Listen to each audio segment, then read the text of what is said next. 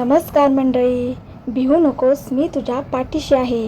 स्वामींचे हे त्रिकालबाधित शाश्वत सत्य असे हे वचन आहे. सर्वांना श्री स्वामी समर्थ. तर आजचा व्हिडिओ खूप छान असा स्वामींचा होणार आहे, त्यामुळे व्हिडिओ कुठेही स्किप न करता शेवटपर्यंत बघा.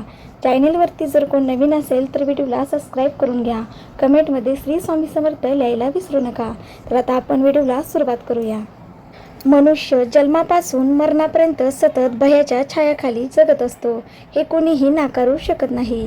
आणि जर हे कोणी नाकारायचे ठरवले तर ती स्वतःची आत्मवचना करत आहे असे मानावे लागेल. कारण कोणते ना कोणते तरी भय सतत त्याच्या पिछा करत असते.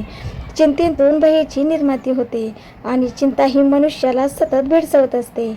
तसे पाहिले तर शिशुवयात किंवा अगदी लहान वयात मनुष्याला भीतीची अथवा भयाची भावना अजिबात नसते.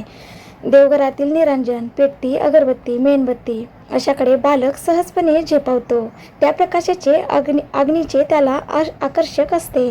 त्याला हात लावल्यास आपल्याला इजा होईल हे त्याच्या मनातही येत नाही.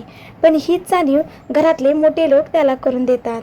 त्याला हात लावू नकोस, ते हा आहे असे सांगतात. मग तिथे बुवा असतो, पटकन खा नाहीतर तुला राक्षस पळून येईल.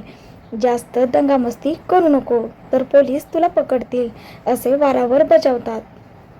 इथेच भयाचा पहिला स्पर्श त्याला होतो आणि वाढत्या वयाबरोबर तो वाढतच जातो, इतका की तो सतत त्याच दडपणाखाली वावरत असतो. अर्थात बालपणात दाखवलेली भीती ही निहितिक असते, त्यासाठी भल्याचीच भावना असते. पण भय अथवा भीतीची शिरकाव मनात झालेला असतो. मग वाढत्या वयाबरोबर ही भीती वाढत जाते. शालेय शिक्षणात अभ्यासाची भीती, कॉलेजमध्ये कोणती साईट घ्यायची ही भीती, हे आपल्याला झेपेल का ही भीती, नोकरीत वरिष्ठांची भीती, संसारात येणाऱ्या अडचणींची भीती. भय किंवा भीती आपल्याला काही पिछा सोडत नाही. तर तुम्हाला आजचा व्हिडिओ कसा वाटला कमेंटमध्ये नक्की सांगा. सर्वांना श्री स्वामी समर्थ. धन्यवाद.